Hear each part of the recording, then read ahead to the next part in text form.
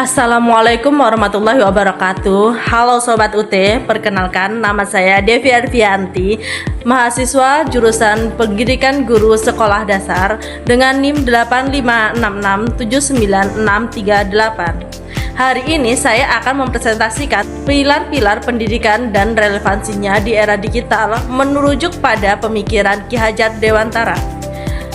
Makna pilar dalam pendidikan.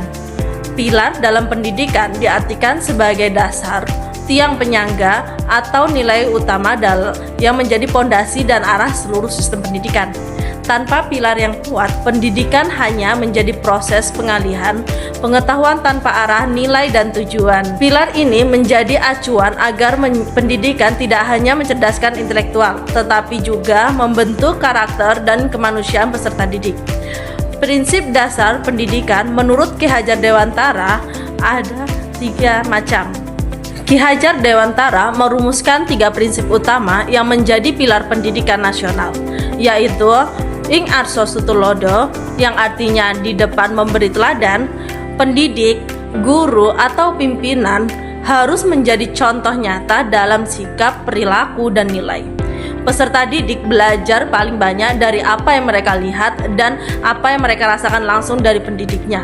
Ing Madya Amangun Karso, yang artinya di tengah membangun semangat. Pendidik hadir di antara peserta didik sebagai pendorong, pembimbing, dan penggerak potensi. Tugasnya bukan memerintah, tetapi membangun keinginan, kreativitas, dan kemandirian peserta didik. Tutwuri Handayani, yang artinya di belakang memberi dorongan.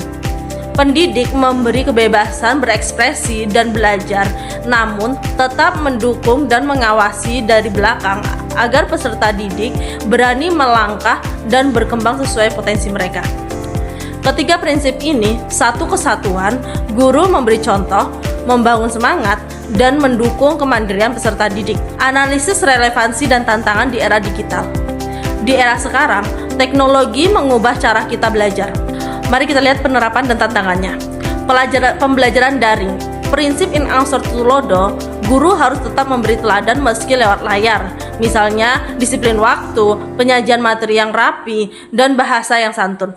Tantangannya, interaksi berkurang, sehingga teladan tidak terasa sekuat saat kita tatap muka. Ing Madya Mangun Karso, di kelas daring, guru harus lebih kreatif, membangun semangat lewat kuis, diskusi, atau proyek. Tantangannya, banyak peserta didik yang pasif yang terdistraksi dalam hal ini. Tutwuri Handayani, guru memberi kebebasan mengakses materi dan tugas, tetapi tetap memantau kemajuan. Tantangannya, sulit memantau pemahaman dan juga kejujuran dalam mengerjakan tugas. Dilihat dari literasi digital, ketiga prinsip sangat relevan. Guru memberi contoh cara mencari dan juga menyalin informasi yang benar.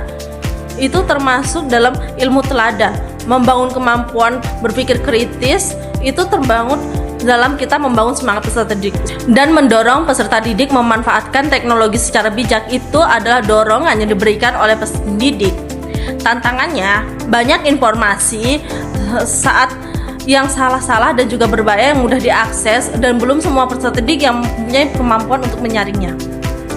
Dari karakter peserta didik, teknologi memudahkan komunikasi, tapi juga memicu perilaku tidak sopan, seperti perundungan siber atau juga malas belajar.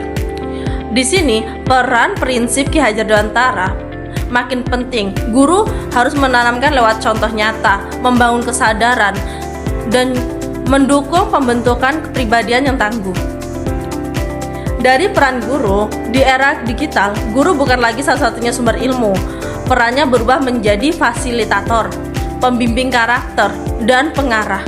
Prinsip Ki Hajar menjadi panduan agar guru tetap relevan, tetap memberi teladan, membangun semangat, dan mendukung perkembangan peserta didik di tengah kemajuan teknologi. Refleksi atau menjawab persoalan pendidikan nasional saat ini. Persoalan pendidikan yang ada di antara kita sekarang yaitu kesenjangan akses pendidikan, rendahnya karakter, dan pembelajaran yang belum berpusat pada peserta didik.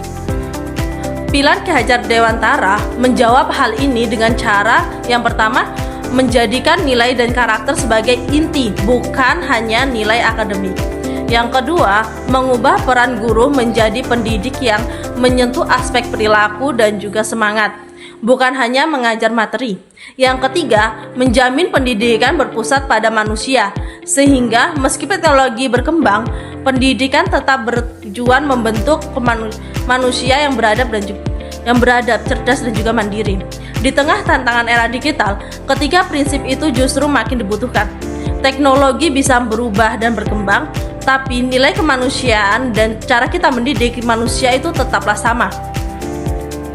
Demikian presentasi saya mengenai relevansi pilar pendidikan Ki Hajar Dewantara di era digital.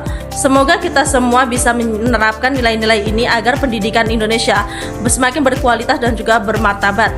Terima kasih. Wassalamualaikum warahmatullahi wabarakatuh. I just had to let you know you're